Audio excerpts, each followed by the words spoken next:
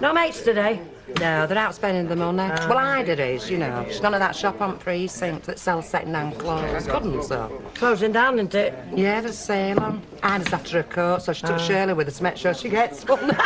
Do you know, Ida on her own, she never buys out, you know. She always says, well, I'll think about it. Walks out at the shop, never goes back. I'm a bit the same myself. I mean, the cost to close these days, well, you've got to wait up, haven't you? She'll tell her. Tell you what. What's going on? We're getting it in dribs and drabs, aren't we, Betty? What we need is somebody in the know to put it together for us. Is it right that Brian hasn't been to see the baby yet? And what about this Australian lad hopping it back to kangaroos? Where's he fit in? Ah, well, that'd be telling, wouldn't it? Oh, now, come on, Vera. You're not going to tell us that Ivy's told you not. She must have told you something. Well, of course she has. I'm her best mate, aren't I? Well, come on then, Vera. Put us out of our misery. Do jigsaw for us. Look what Ivy told me. You're in confidence. I'm her best mate, aren't I? I'm not going to go blabbing on her. You understand, don't you? Of course we do, Vera. You know now. Look, I know plenty, but it's not for a big now. That, Vera, is what they call a contradiction in terms. What? I shall report you to Rita. We've been tumbled, Emily. Next stop, news of the world. Oh, dear. You can't be too careful, can you? By gum, you're hard face, you aren't you? Look at you standing there as if butter wouldn't melt in your mouth. Mind you, I think it's best it's out in the open, don't you? What are you going to have? Oh, it's very nice. I'll have sweet sherry, please. Thank you. You want to watch her? She was enjoying that. A sweet sherry and a pint of bitter, please. Has Rita been in? Not so far, according to Mavis. Every time she leaned on counter, she nodded off. Oh. And you overstayed your welcome, didn't you? 9 o'clock in the morning's no time to be coming out of a lady's house. Take no notice of her. She's too nosy for her own good. I slept on the sofa. Oh. Ah, well, we believe you, love. Mind you believe out round here, you know. Let me know if you get all out of him. Same goes with Ivy, kid. We'll do a swap. Right. See? It's not just you. I mean, if you're not being talked about in this pub, love, you're not worth serving. Oi, Curly! Give me that, will you? There's a couple of boxes in the van. What is it? It's cash in it. It's money in the bank. Or at least it will be once I've got it sorted. Now, come on, stop your whinging and get those boxes. Whoa. Where'd you get this lot? Big Sharp Specials. Sale or return. Oh, why? And what we're going to do with them? We're going to sell it, aren't we? And then we're going to sell more and more and more. Oh, come on, Terry. Listen, this morning, my man forked out nearly £5 for this sort of rubbish to a lad that come to the door. He was soaking wet, she said. She felt sorry for him, she said. So, starting this morning, we are going on a knocker on the new estate, preferably soaking wet, and we're going to make our fortune. Not with this. Listen, because I'll tell you, if my man can feel sorry for this geezer to the tune of £5, we're going to get ourselves flaming adopted, mate. On the doorstep. Come on, tell me. Well, I'm not sure that you don't need a licence or something. Do you heckers like need a licence? All you need is a bit of get up and go, so get up and get round the back of that van and fill the box up with Mick Sharp Specials. So. I can see I'm going to enjoy this. Hey, we don't want one of them games either. Get out the van and shut up.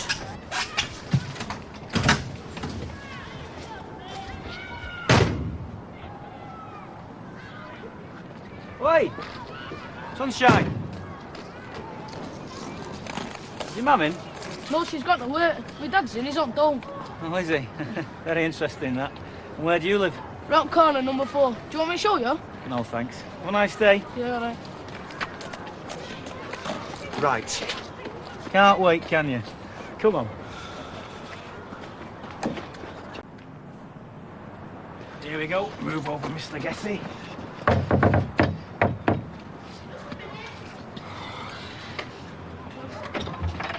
Yes? Ah, good morning, Mrs. Ledbetter. Yes, Ledbetter. Is your husband in by any chance? Oh, no, he's out at work. Ah, work. Did you hear that, Norman? The good lady's husband's out at work. Simple words, them. A commonplace to the lucky few who's got jobs, but an unobtainable ambition to such as me and my mate who's less fortunate. Wouldn't your grandma love to say to someone who'd come knocking for you, I'm sorry, he's out at work? Make an old lady very happy, that would. Yeah, we could have got jobs at the foundry, but, well, what with his perforated eardrum, you can't ditch your mate, can you? No. No, but I digress, madam. Let me explain. We'd like to speak to the both of you because, well, you see, we think that husband and wife should make these decisions together. And you know how it is nowadays. Get some pretty dodgy characters knocking on your door. And you want the man of the house around to make sure that no shady goes down, don't you? Well, like I say, he's not in. Of course he isn't, he's working. Anyway, you're safe enough with us, and I'll tell you why. Because we do not hold with what is going on today. All this violence and scrounging. We might be out of jobs, but we are not going to be burdens on society. He'll tell you, won't you, Norman? I mean, why should we take handouts from what your husband pays in taxes? So I'll tell you what we are doing. We are bringing to your door the very finest selection of cleaning items in the north of England, madam. Yes? Tea towels, dusters, polishes. Now, come on, feel that. Look at that. Now, never mind the width. Feel the quality. It's very nice. But I get mine down the supermarket. Let's go, Terry. Hang on. Yes, and I bet by the time you've carried it all home, your arms are aching something rotten, am I right? Well, Yeah, now why suffer? I mean, they should charge you less for making you carry it home, but do they? They do not, no. And I'll tell you something else. Every item in that box is a copper or two cheaper than you pay down at the supermarket. And being the efficient housewife that you obviously are, you know how the coppers mount up. Look, you're our first customer, right, Norman? Yeah, right. So, take this top quality ironing board cover with our very best wishes, and thanks again for sparing us so much of your valuable time. Go on then. I could do with a bit of furniture polish. There you go, madam. Help yourself, hang on a minute. And Aladdin's cave at your disposal. All good stuff. No bingo tonight? Yeah, it's a big night tonight. I'm going in 5 minutes. Huh? No Ivy? Ivy, you won't get her near a bingo. What state she's in? You know, it's like when they get religion. I've never had that myself. Oh, it's a mortal sin. You can't enjoy yourself unless everybody else is. And their Brian's as miserable as sin. She's down in dumps with him. Hey, did you go out of Rita Fairclough's boyfriend at dinner time? Couple of quid for drinks. Did you get out of Ivy? Look, I've told you, I know all I need to know. Only I'm not going to go blabbing it to all and sundry. Suit yourself. Hey, do you fancy bingo tonight then, Hilda? It's Golden Star night. Oh, yeah, go on, I'll have 2 penn'orth with you. When are you going? Well, I'm ready now. Oh, well, give us a chance. I've only just poured me drink. All right, love. Flipping heck, I must be hard up. Hey, what do you think this is? I would succeed in business without really trying. Why aren't you out flogging? I can't face it, Terry. Door after door slammed in me face. I'm shattered. I'm getting a complex. I can't do it, Patter, for stammering. Pull yourself together, you big fairy. It's so humiliating and depressing. Haven't you made us out? Well, yeah, 50p. But I put that in, I dropped me box and a tin of polish rolled down a grid. Brilliant. Hey, one nice thing happened, though. An old lady invited me in for a cup of tea and a biscuit. I think she needed the company. How's it going for you? Couldn't be better. I'm coining it in. I'm sticking to the plan, you see, the dole angle. It's working a treat. Oh, well, never mind. At least I'll have me nervous breakdown with a clear conscience. Can we go home now? Cobblers, fasten your seatbelt and get your head together. We're off to Whitefield. It's a far more upmarket area, and you never know, you might even find yourself flavour of the month up there. Yeah, might have. Put your back into it. All right! Going on, you're always moving! How's girls little Sarah progressing, have you heard? Me, have I eckers?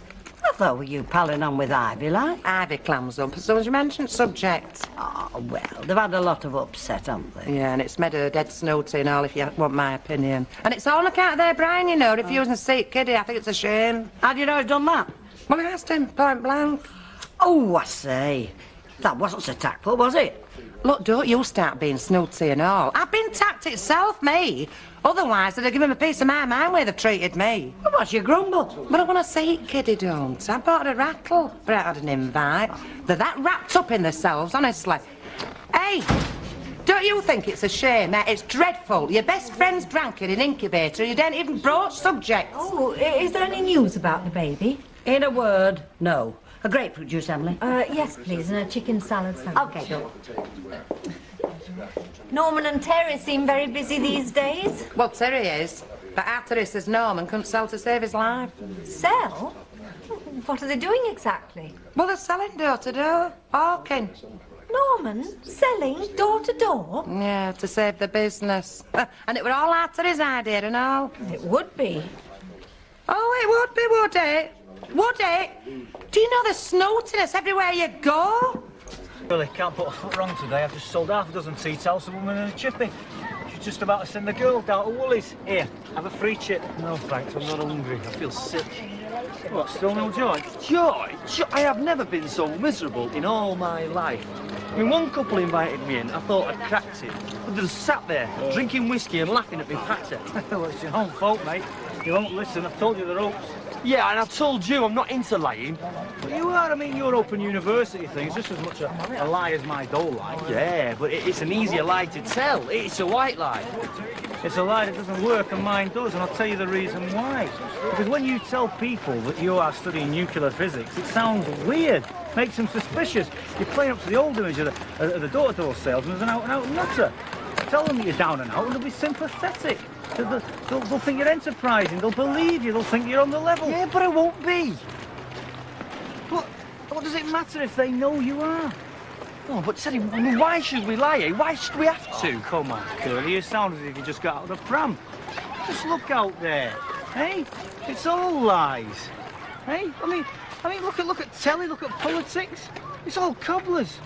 I mean, why are we having to do this in the first place, eh? I mean, why aren't we in some penthouse playing strip poker with some dead eager young heiress? Because the lies in high places keeping blokes like us down under, mate. Yeah, but two lies don't make a truth. Sure, but they might stop a grumbling tumult or stop a leaking roof or drum up a bit of business. Yeah, all right, I understand that, Listen, Terry, all we're after is a way of getting around to making people believe that they need what we're selling. It's a sales technique to make them more kindly disposed towards us. Eh? I mean, it diffuses a doorstep confrontation, doesn't it? So pick a lie that does the job, and it's not even a lie, really, is it? You know, I've never really thought of it like that before. That's quite radical, quite revolutionary. Give it a try, eh? Trust your Uncle Terry. Yeah, right. Give them chips. Just spit it, lad. Come on. Here you go. Brew's ready. Sir, pal. Right. What's the readout? Well, I'm sorry to tell you this, mate, but due to my late burst of success, I pipped you at the post. 102 to me, 93 to you. 195 quid in a day. Put it there, pal. I know, it's incredible, isn't it? I mean, we're all into profit now. You know, what an asset that mug of yours is, you know. The Richard Branson grin in reverse, the curly sulk. I can just see it now on billboards up and down the country, selling records and flights to New York. The incredible sulk. You taking a mickey? Am I heck? But I tell you something, I'm glad I got you to ditch that university patter and stop smiling at people. You were scaring half the life out of them. Hello! I've just popped in to bring your boots back. Whoopee. Well, don't you want me to show you what I've done? Yeah, I do, Mrs. Bishop. Where on earth's all that come from? We've been door-to-door selling. Very enterprising move, eh? We've made nearly 200 quid. My word. It's going to be very hard to account, though, isn't it? Bits of cash flying in from all directions. It's going to be nearly impossible, I'd say. What a shame. Still, I mean, we've got to make the dosh wherever we can. I mean, beggars can't be choosers, can they? No, I suppose not. Hey, but it's great fun, though, Mrs. Bishop. We're like a mobile library. Saints on wheels, eh, Terry? Swooping down and brightening up the neighbourhood with our doorstep badinage. Well, I heard from Mrs. Duckworth that you were having a dreadful time, Norman. He was this morning. Near suicidal, weren't you, Norm? Then he started listening to me. Yeah, I made over 100 quid this afternoon. That's more than he made all day. All right, big head. How on earth did you manage that? Well, it's business technique, isn't it, Terry? Or, lying, as it's commonly known. Terry? Lying? Have you been lying, Norman? Only to engage folks' sympathies, Mrs. What Bishop. exactly have you been saying? Well, only that I'm on the dole and I can't afford the medicine for my sick granny, that's all. Oh, Mrs. Bishop, don't take it like Bye, that. Emily. Mind how you go now. What did you have to go and tell her that for? It's a laugh, innit? This here is a tea towel and this here is an oven glove. So what is the problem? They don't match. They flaming do. They both got little itsy bitsy flowers on them, don't they? Yeah, but they're different colours. So pardon me. So one is pink and one is yellow. So sue me. Yeah, but we're flogging them as colour coordinated. Women are very fussy about these things. I mean, I had one yesterday. She's just had a new fitted kitchen, all done out with pine with primrose working surfaces. No way does she want a bright pink oven glove. Listen, I am going to give you a bright pink conk if you don't stop being so obstructive. Look, it's just negative feedback, isn't it? It's basic market research. So turn it into positive feedback. Trying and convince them that pink and yellow is the latest in thing. How? Ow! Tell them Princess Di has pink and yellow. Tell him Fergie has pink and yellow. Well, you're managing to flog some of this rubbish, are you? We are when my oppo here remembers it's a door-to-door salesman and not a flaming interior designer. Doing very well, thank you very much. All right. What's this, then?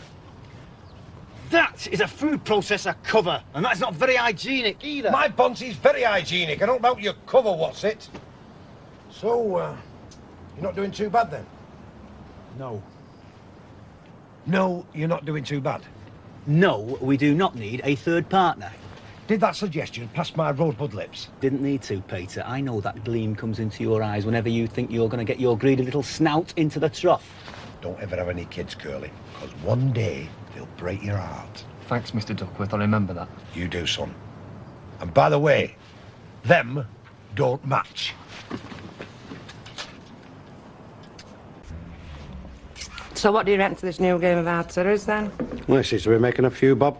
He was fishing for me to go in, but I had to tell him no. Yeah, he bung me a few quid last night, you know. He said, get yourself something nice. How much? Enough. Well, why the long face, then? Because it worries me, all these fly-by-night things. I was a lot happier when he worked at abattoir. He working regular hours then and bringing a regular wage home. Well, he wants more than that. He's ambitious, the lad. Yeah, he's always impatient, always trying to cut corners. I wonder where it's going to get him, that's all. Got to get him to be a richer man than his old man, that's for sure. Do you know, I only wish I'd have branched out on my own when I was in the full flush of youth.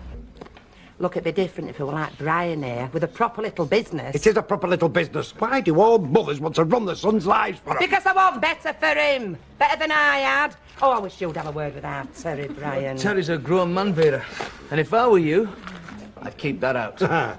Charming. Thanks for all your help. You know what flipping day it is, Vera? Gail's coming home from hospital. It must have some effect on him. Can I have a lemonade, please? And a portion of shepherd's pie, if it's on. Hot pot today, love? Oh, that's lovely. I've just seen Gail coming out of hospital, just getting it out of the taxi. Oh, the baby's gorgeous. It's a right little doll. I mean, it just seems such a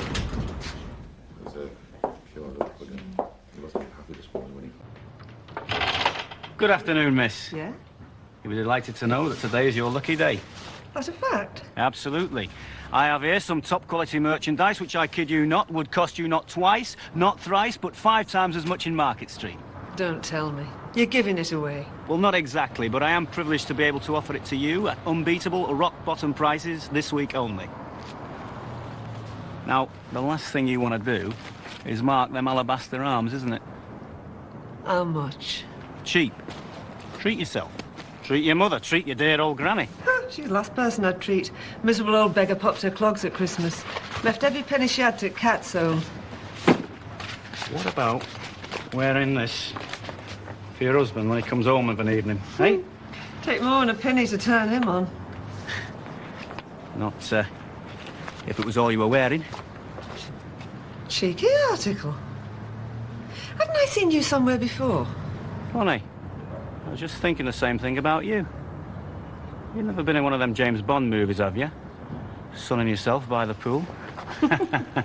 Yeah, right nutter, you. So what do they call you then, nutter? Ah. That'd be telling, wouldn't it? Well, that'd be telling. I don't know about you, but I'm blooming frozen stood here. Why don't you come inside and give us a proper look at your merchandise? I suppose your oppo's cooing over at Cot at Roberts' eh? Not that you can blame her, her first little granddaughter. But she doesn't know it is, though, does she? I mean, Ian might be family, but it's not same as knowing baby's definitely Brian's. It's making her dead miserable, but she can't keep her working. Hi, Carl. Hiya.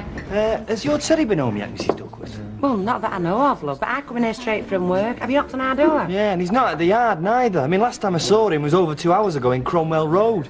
I mean, I waited for him for ages, but he never turned up. Oh, he'd have been kidnapped, love. Little green men from outer space wanting to breed a new race of super ducks. Cromwell Road. Hey, Jack. Isn't that street where you fell off your ladder and broke your leg? Yeah, well, it might have been, Vera. Oh, hi there. I was just thinking, would you like a drink to wet the baby's head, love? Well, that's nice of you, Jack. I'll have a sherry, please. Right. How are they doing then, Cot? Hey? Lovely. She's lovely. Right, bang your anchors on, Curly. What's up? I'm leaving you here, sunshine. This is where I get on the knocker. What, here? But we've done round here. We did it last week. Not thoroughly, mate. Not exhaustively. I reckon there's some good pickings. And when you get onto a good thing, curly top, my motto is make the most of it. Tell you what, I'll meet you on that corner there in an hour's time. All right. You know what? Sometimes I find your behaviour completely baffling. Don't worry about it. You'll understand when you're growing up, mate. I'll tell you what, mate. See you in an hour's time there, OK? All right. Come to think of it, make it 2 hours. All right. Oi! What's up? You're not going to get very far, are you, without your merchandise? Oh yeah. Thanks a lot.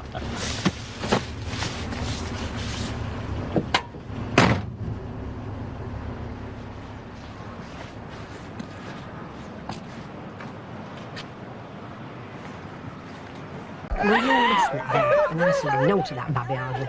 Yeah, I know, love. She is my grandchild, Vera. I don't care what our Brian says. Yeah? Well, what does your Brian say, any road? No, he won't discuss it, and if I mention it, he flares up. Well, you can't blame him, Ivy. I mean, where she were messing about. Well, never mind, he might come round in time. But he won't go near Gail. Look where he's behaving. Well, it's like he were a single man. Well, he is. Look, it's divorced, Ivy. That's same as being single. Isn't it about time we get back to work, Vera? Look, it's no use kidding yourself, Ivy. Your Brian's not married anymore. End of story. Well, I thought we were going to have bloodshed in here at opening. Alan Bradley looked like he fancied thumping somebody again. Well, he's too handy with his fists, Sim. Look how he picked on artery. Ah, well, this time it were Mavis's fancy man. You know, Derek, I thought he were going to cop it. Well, why didn't you give us a shout, boss? I was only down the cellar. You're not any kind of trouble, always give us a shout. Yeah, well, you like watching a good fight, don't you? Yes, I can look after myself, don't you worry. Give over. Yes, love. I'm looking for a chap called Duckworth, lives round here. Oh, well, you've come to the right place then, love. That's him over there. This is his missus, Vera. Oh. Tarlo. You better listen, Vera. Go and tell him that you know that. Yeah. I want you, don't I? Pardon? Name's Duckworth, isn't it? You used to clean windows, didn't you? Yeah, me? Yeah, you. Oh! That's my missus. Oh, and sorry. Hey, you! Get off him, you pick on somebody your own size. Hey, you, out of here now before I get the police. Yes. I understand, pal. Stay away from my wife. Oh, flaming people today? What the hell's up with that one? Are you all right, Jack? Oh, blimey. What you been doing, you? What you been up to? Messing about with other women, have you? Vera, he's hurt. He thinks he's hurt. That's not Morning, Punchbag. How you diddling then? Got that cellar all ship-shape, I hope. Oh, panic, you could eat your dinner off the floor. Matter of fact, I'm thinking of taking my bed down there. Oh, you can forget that. I'm not being done for harbouring no despicable home wrecker. Well, that's right. Have a good laugh. Kick a fellow when he's down. Listen, Cock, OK, so you were dropped on. Dropped on? You're not kidding. I got for a walloping some other joker should have got. Pull the other one, Jack, let's face it. If the dustbins and the washing lines in Cromwell Road could talk, your name would not go unmentioned. Luke, I am telling you, since I fell off that ladder, I haven't set foot down Cromwell Road. Well, he must have got the name Duckworth from somewhere. You know, your assailant, the outraged husband. Well, that's what's nagging me, you see. There were no messing. It was just, oi, Duckworth, wallop. And I have never been near. Well, I'm you've got a namesake. Brilliant. And who is the only namesake I've got round these parts? And who is on the knocker down that way? Our Terry. Dear God. Sounds like a pretty kettle of fish to me. Hey, don't move away, love. I've got a request, because I need to catch that little jerk on his Todd. So? So, if I nip off now, I could collar him. Because he doesn't start his telling like well later on, you see. I'm sorry, Jacko, but right now your domestic complications are not number one on my priority list. Look, so okay, you've got a bowler out coming to do the stock count. That cellar is like a palace. I'll give you all the dockets, everything's in order. This is a brewery audit, you know. Look, Bess, if I don't get this sorted, I'm going to spend tonight on the Tuppenny rope, love. I don't know. Look, it won't take me no more than 10 minutes. I'll be back before the brewery fella shows his face. It is vital that I catch Mr. Cleverclogs while his mother's not about. Make it snappy. Any queries on barrelage, I want you here with the answers. Bet you are a princess amongst publicans. What are you, Ray? Ah, Terence, me boy. Still here. Any tea in the pot, is there? You might squeeze one out. What brings you back so hot foot? You been caught on the diddle, or are you fleeing the country in fear of your life? No, just thought I might catch you, have a bit of a natter, you know, man-to-man touch like. Sorry, Peter. It's always a treat of treats chewing the fat what you like, but what with the streets being warm, I must be out and about and earning my bread. And the knocker again, were we? That is our current line, proving to be a very good move and all. Going down Cromwell Road again, are you? I doubt it. Covered all that area last week. Will we be moving further afield? Surely be popping round to say goodbye to your girlfriend. Which girlfriend's this then? Come on, don't play the innocent with me. The one with the violent husband. Oh, that one? You mean the one that bought the electric bed blanket? Oh, so I'm right, am I, eh? 2 and 2 do make 4, so I cut for a walloping for one of your little frolics. Look, what was I supposed to do, eh? If I'd have been there when that nutter landed you one, well, I would have spoken out, wouldn't I? But the cookie didn't crumble that way, did it? And you can't really complain, can you? I mean, you have got a reputation. Do you mind? I am a married man. Yeah, I have noticed. Brilliant. 10 out of 10. Have you also noticed that your mother isn't taking this as a joke? And unless you straighten her up, I am not going to have a bed here tonight. Hang about. No way am I making any confessions, and certainly not to my mum. Come on, Terry, have heart, will you? I'm taking some terrible stick here. You fill your boots, I'm getting punished. Oi, who says I filled my boots? She bought this electric bed blanket. I had to go back and make sure it was working, didn't I? Electric bed blanket. Do I look green? Look, I know the woman. I used to clean her windows for her. I might have known she'd have pulled something like that. She's well known for it. But you always know the type, you see, because there's no frosted glass in the bathroom. Blimey, you don't mean I've been giving the same woman... My son, do not worry. These things happen, you see. As a matter of fact, it's not uncommon with your higher-ups. But Terry, lad, gin your mother up discreetly, like. There's no need to tell her the whole story. Just enough to get me off the hook. Now, come on, play the white man. Do the decent thing, that's all I ask.